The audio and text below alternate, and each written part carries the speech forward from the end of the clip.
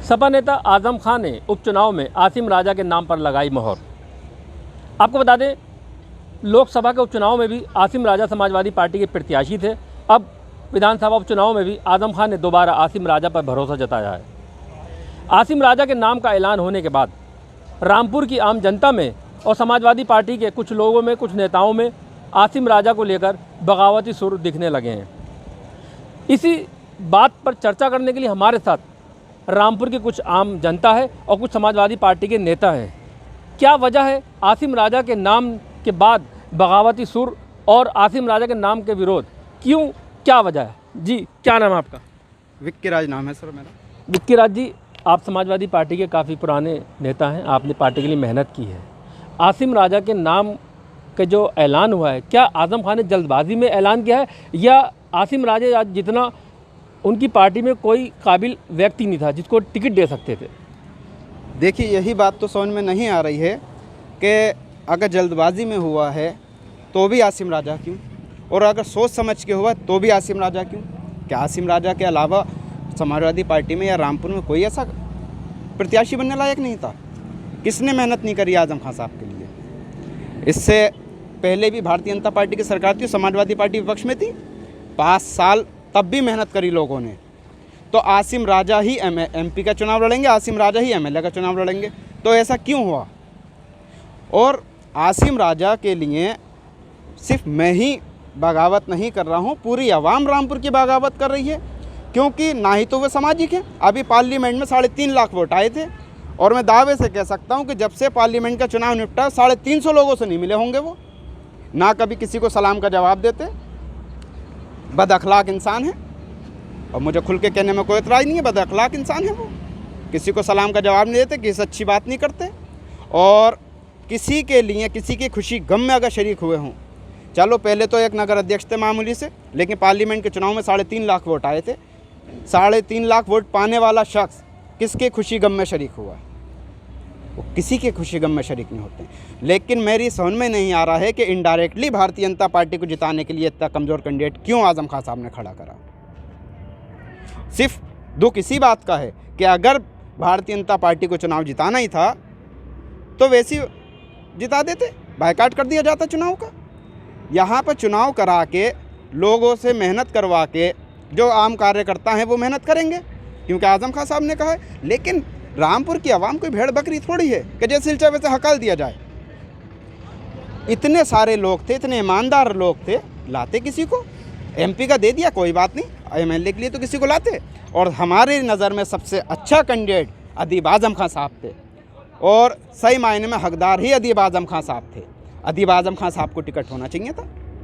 मुलायम सिंह की विरासत जब उनकी बहू संभाल सकती हैं तो आजम खान साहब की विरासत उनकी बहू सिद्रा अदीब या उनके बड़े बेटा अदीब आजम खान साहब क्यों नहीं संभाल सकते? हमारे साथ एक और नौजवान है। क्या नाम आपका? जी, मेरा नाम दानिश आबिदीन है। दानिश भाई, आसिम राजा को जो आजम खान ने टिकट दिया है, प्रत्याशी बनाया है, कितना खुश है उनके नाम से? देखिए, खुशी की बात यह है कि आप अभी पीछे जो MP का इलेक्शन हुआ था लोकसभा का, आप उस टाइम का भी अगर सोशल मीडिया निकाल लेंगे तो आपको खुद एहसास हो जाएगा कि लोग कितने खुश थे उनके नाम से उस वक्त।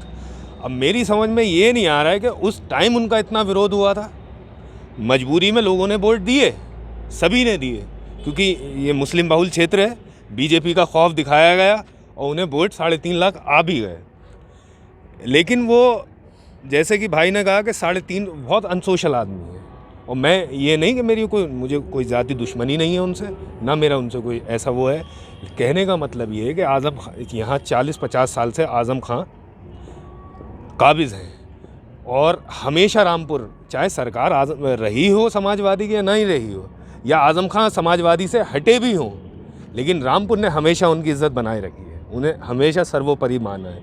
लेकिन अब आजम खां साहब को भी ये सोचना चाहिए था कि एक शख्स को जब मैंने MP का इलेक्शन लड़ा दिया और उसका इतना विरोध था, ऐसा नहीं है कि हम यहाँ विरोध कर रहे हैं, हम वो कर रहे हैं, पार्टी के अंदर सब कुछ जानते हैं, अब्दुल्ला भाई भी जानते हैं, आजम खान साहब भी जानते हैं। लेकिन अब क्या चीज़ रही, क्यों उन्हें बार बार दिया जा रहा है? अब इसके बाद चेयरमैनी का वो भी दे दें, उसके बाद प्रधानी का आएगा तो किसी गाँव से ही प्रधानी लड़ा दें उन्हें। लेकिन इस टाइम जो शहर में माहौल है बहुत अगेंस्ट है, आजम खान के खिलाफ नहीं, आसिम राजा के खिलाफ। हमारे एक और नौजवान है। क्या नाम आप? जी, इंतखाब आलम। इंतखाब आलम जी, समाजवादी पार्टी को मुस्लिमों की पार्टी कहा जाता है जी। क्या इस कंडीशन में मुसलमान समाजवादी को वोट देगा?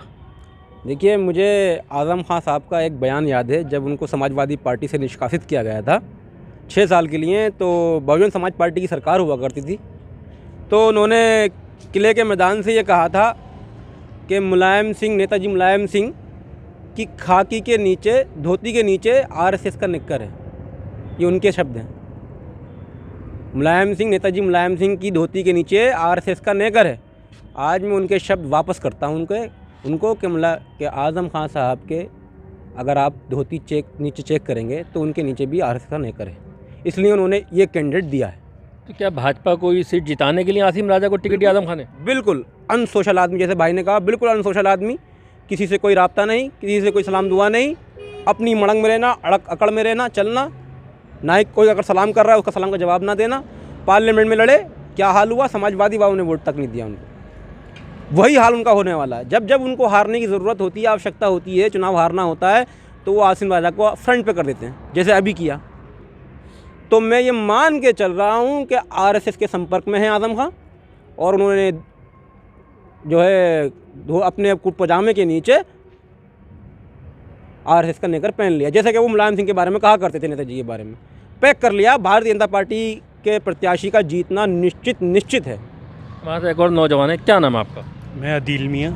दिल मियाँ, आसिम राजा के नाम से कितना संतुष्ट है? कितना मुस्लिम वोट समाजवादी पार्टी पे इस बार चढ़ेगा?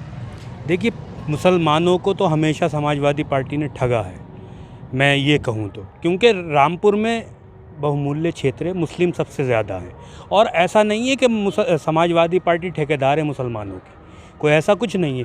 पब्लिक अच्छे कैंडिडेट को वोट देती है और समाजवादी ने अच्छा कैंडिडेट नहीं दिया है, मेरा मानना है। क्योंकि पब्लिक एक ही कैंडिडेट को एमपी में लड़ाया, एमपी एक बार दिया, 3.5 लाख वोट आया आसिम राजा। तो अब वही कैंडिडेट जो एमपी लड़ चुका है वही एमएलए लड़ेगा। तो मेरी समझ में मैं ये मानता हूँ कि समाजवादी पार्टी का ये फैसला अच्छा नहीं है, और समाजवादी पार्टी ने भारतीय जनता पार्टी को वॉकओवर दिया है आसिम राजा को टिकट देकर। देखिए, ये थे हमारे साथ में रामपुर की आम जनता और समाजवादी पार्टी के कुछ दिग्गज नेता, जिन्होंने कहा कि आसिम राजा को लोकसभा के उपचुनाव में 3.5 लाख वोट आया था।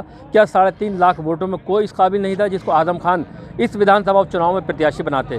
बहरहाल काफ़ी आक्रोश के सुर हैं। बहरहाल अब ये 5 तारीख को जनता तय करेगी। सजेगा। आज़म खान, ईटीवी भारत, रामपुर।